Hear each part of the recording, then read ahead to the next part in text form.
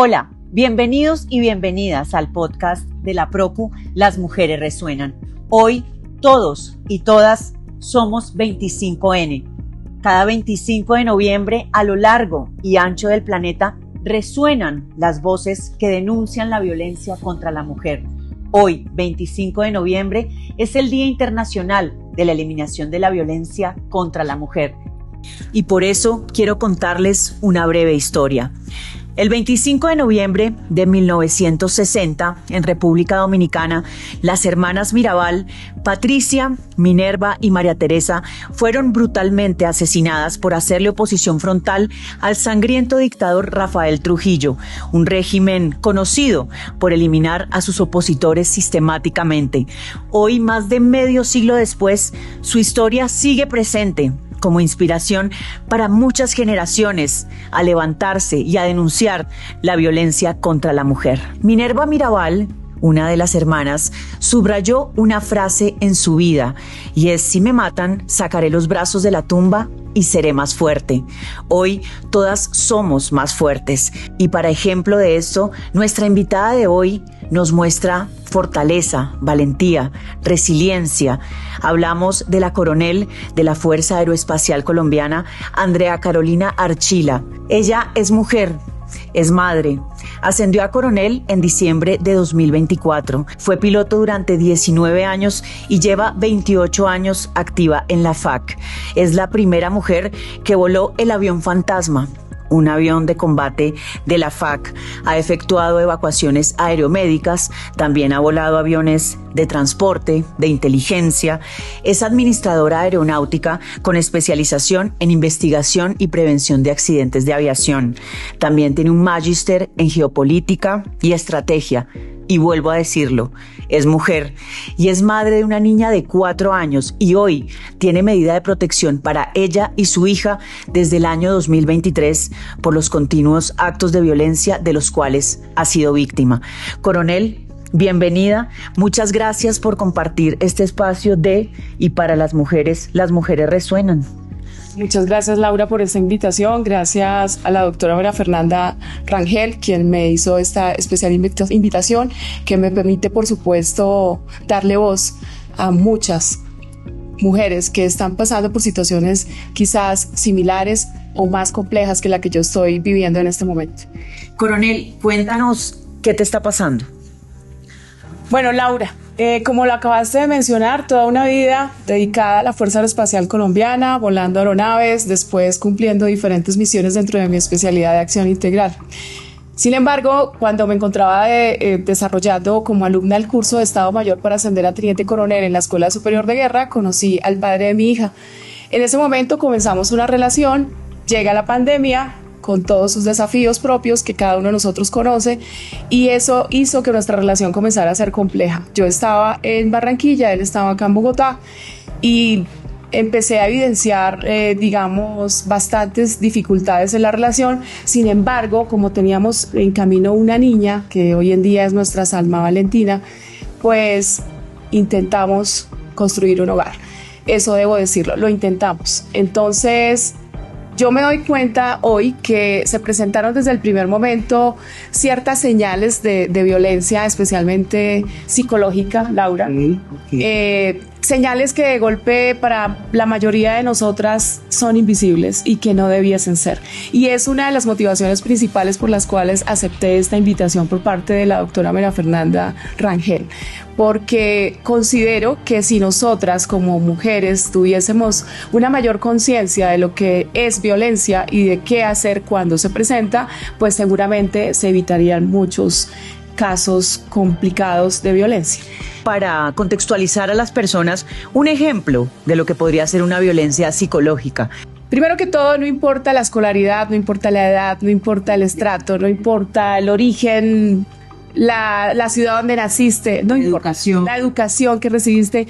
Hay cosas que nosotras permitimos y que no debiésemos permitir. ¿Cómo qué cosas? Como que una persona te critique por tu estado físico, porque tú a los 40 años embarazada. ¿Cómo se te ocurre que tú eres capaz a esa edad de pensar en tener hijos? Como yo creo que ya se tiene que retirar de su trabajo, ya toda una vida dedicada a eso, ahora se tiene que dedicar a mí, cuánto le quedó del salario, bueno, son muchas cosas que desafortunadamente nosotras no identificamos como una bandera roja que lo lleva a uno a permitir. Y claramente la violencia comienza generalmente, por supuesto con excepciones, con el tema psicológico, la violencia psicológica. Y bueno, no me atrevo a decir que es más doloroso, pero lo que sí puedo decir hoy es que la violencia psicológica hace un daño exponencial en la autoestima, en la visión, en la actitud frente a la vida de una mujer. Tenemos una pregunta, ¿la violencia solo quedó en ese marco psicológico o fue más allá? No, Laura, pues para todos los expertos en estos temas que sí lo tienen claro, pero uno como individuo no lo tiene claro, la violencia siempre escala, no se queda en un solo perfil. Es decir, no es que te someten a una situación de violencia hoy y ya se acaba, no, generalmente eso continúa en ascenso, pasas de la violencia psicológica a la violencia física, en muchas oportunidades, como fue mi caso, la violencia sexual, la violencia patrimonial, la violencia económica. Todo eso en un conjunto de situaciones, de momentos complejos para enfrentar, pues se convierte en una pesadilla enorme tanto para las dos personas que están siendo parte de esa situación como para los hijos en especial. Después de todo esto, de esta violencia sexual, de esta violencia psicológica, de esta violencia física que nos mencionas, ¿en qué momento tú dices: la Procuraduría necesito que haga parte de este proceso, que llegue a esta historia mía, que llegue a mi vida? ¿En qué momento lo decides? Bueno, tu pregunta me encanta porque sé que con esto se van a identificar todas las mujeres que nos están escuchando. Cuando tú te enfrentas a estos escenarios de violencia intrafamiliar, no sabes qué hacer. Entonces, lo primero que haces es llamar a la policía, ¿verdad? En unos casos la policía orienta de una manera correcta, en otros no. La policía te orienta para ir a una comisaría de familia y a la unidad de reacción inmediata, URI, que es de la fiscalía. Tú procedes a esos dos lugares. En muchas oportunidades las mujeres no tienen el tiempo para esperar 3, 4, 6 horas porque sus hijos están en casa solos, por lo que sea. Entonces te enfrentas a una incertidumbre de qué hacer. En medio de todo este camino, toqué muchísimas puertas, muchas deficiencias institucionales porque falta capacitación en esas personas que reciben en primer orden a esa víctima, mucha falta de sensibilidad. Debo decir en este espacio, Laura, que el ser magíster, el ser oficial de la Fuerza Aeroespacial Colombiana, el ser coronel, se convirtió en algunos momentos por parte de mujeres, para mi sorpresa, en un factor de crítica. ¿Cómo alguien como usted está acá? ¿Cómo alguien como usted permite esto? ¿Cómo alguien que ha estudiado tanto está en estas situaciones? Normalmente esto lo viven las mujeres de estratos bajos. No, eso no es cierto. Lo que ocurre realmente es que a la gran mayoría de nosotras nos da mucho temor ventilar nuestra vida privada. Tememos a la crítica, a, por supuesto, los comentarios, a las consecuencias laborales, y no debo desconocerlo, a que ese agresor pues nos haga más daño del que ya se ha hecho frente a esta exposición.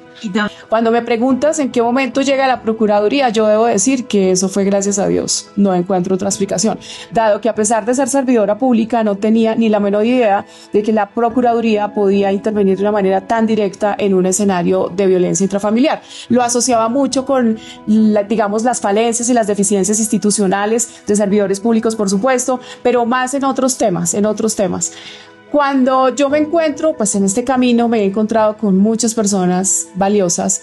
Una persona me dice, creo que deberías, en medio de tanta deficiencia institucional y de tantas falencias y de resultados no muy gratos, que obviamente no vale la pena mencionar acá, creo que deberías acudir a la Procuraduría. En ese momento, entonces, me contactan con la doctora María Fernanda Rangel.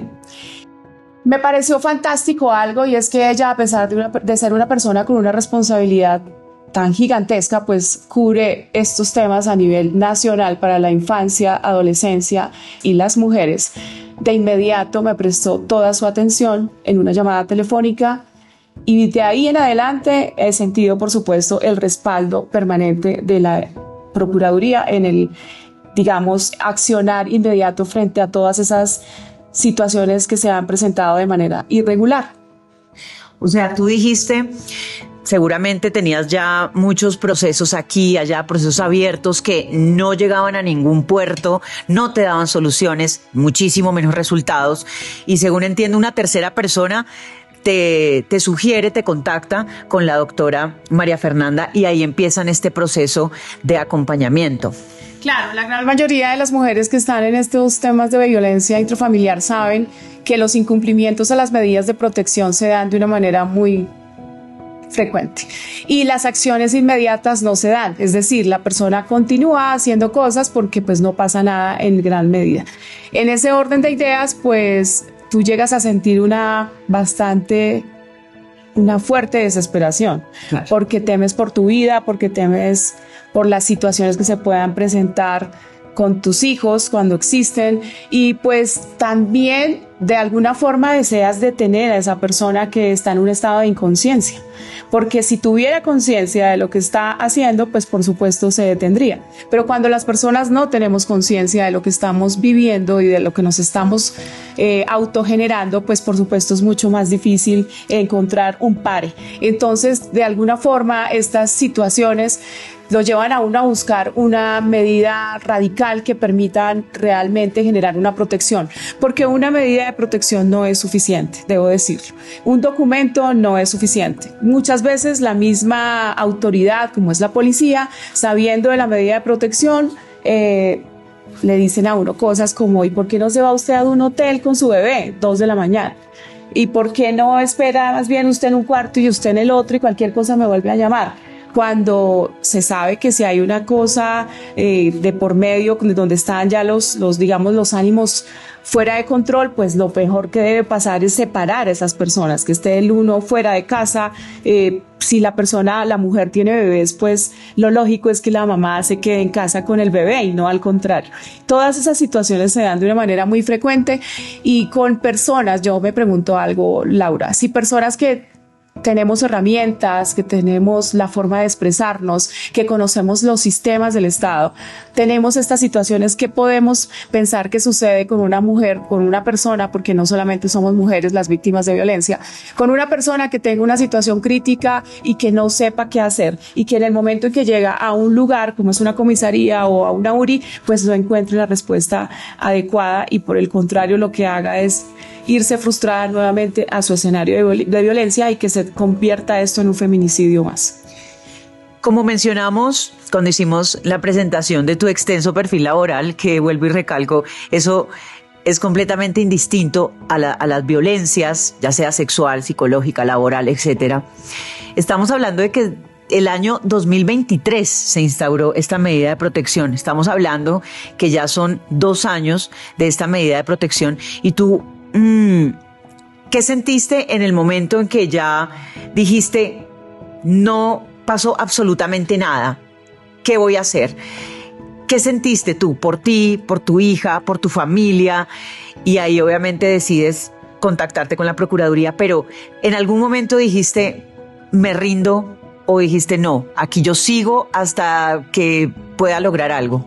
Claro que sí, Laura. En muchas oportunidades tú dices, me rindo. Mentalmente te lo dices a ti misma, no sé qué hacer, no sé a quién más acudir. Eso te genera frustración, te genera temor, te genera angustia, por supuesto. Pero debo decirlo que soy una persona que tiene mucha fortaleza mental. Y eso me ha llevado a persistir en diferentes escenarios, en lo laboral, en lo personal. Entonces, a pesar de tener esos momentos de frustración extrema en donde tú dices, yo como que mejor dejo esto así, que pase lo que tenga que pasar, pues también llega esa mujer que dice, no, yo no puedo permitir esto porque tengo una hija a la que no deseo ver jamás en un escenario siquiera similar. Y no hay nada que arrastre más, sin lugar a dudas, que el ejemplo.